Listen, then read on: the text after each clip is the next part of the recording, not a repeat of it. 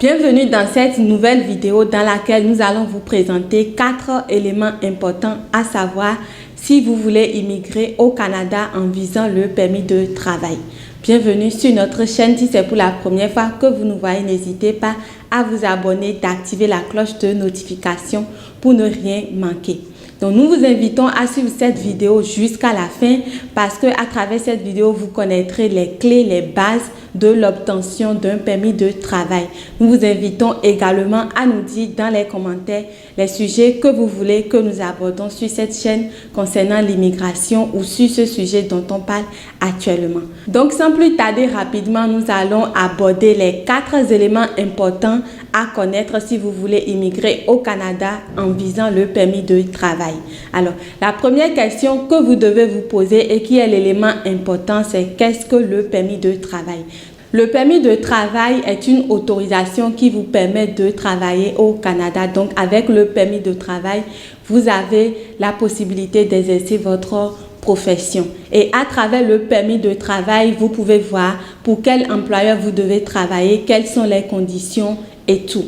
Donc, vous devez connaître aussi que le permis de travail, il en existe 2. Il y a le permis de travail ouvert et il y a le permis de travail lié à un employeur donné au Canada.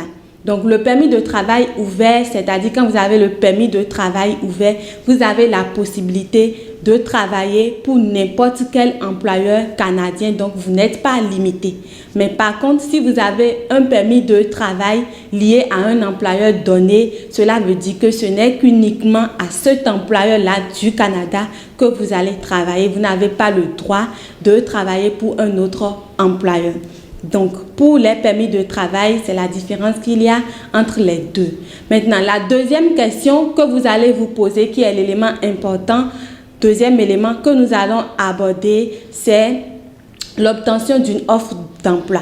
Donc, vous savez que sans une offre d'emploi, vous ne pouvez pas avoir un permis de travail. Donc, vous êtes vraiment appelé à chercher une offre d'emploi. Donc, vous serez appelé à chercher une offre d'emploi dans le secteur d'activité qui vous correspond.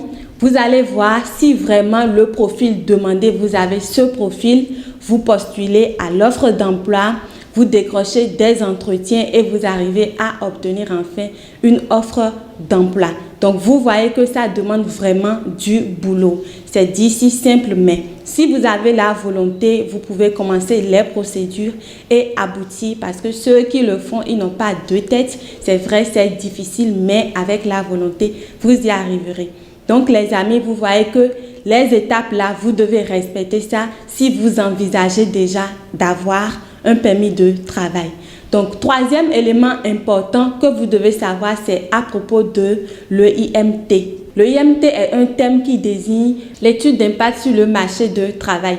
Nous ne savons pas si vous avez entendu parler de ce document, mais c'est un document dont votre employeur doit mettre les procédures en place pour obtenir. Donc, si vous avez une offre d'emploi, exigez à votre employeur de mettre les procédures en place pour obtenir. Une étude d'impact sur le marché de travail, c'est un document et les procédures ne concernent que votre employeur. Vous n'avez rien à voir avec ça. Donc, si vous avez une offre d'emploi, mais qu'il arrive que votre employeur n'arrive pas à obtenir l'étude d'impact sur le marché de travail, soyez sûr que vous n'aurez pas un permis de travail.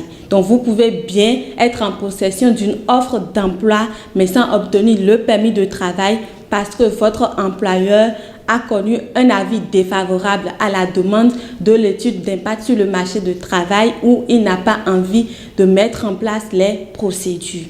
Le quatrième élément important et le dernier que nous allons aborder, ce sont les programmes d'immigration.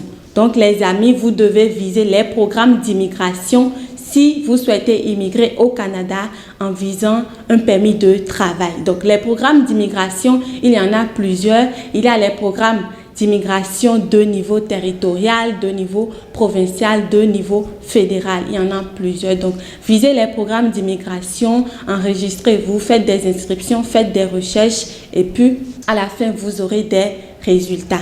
Donc, vous savez aujourd'hui avec nous les éléments essentiels et importants que vous devez connaître à propos du permis de travail au Canada. Donc, c'est l'information que nous avons à partager avec vous dans cette vidéo.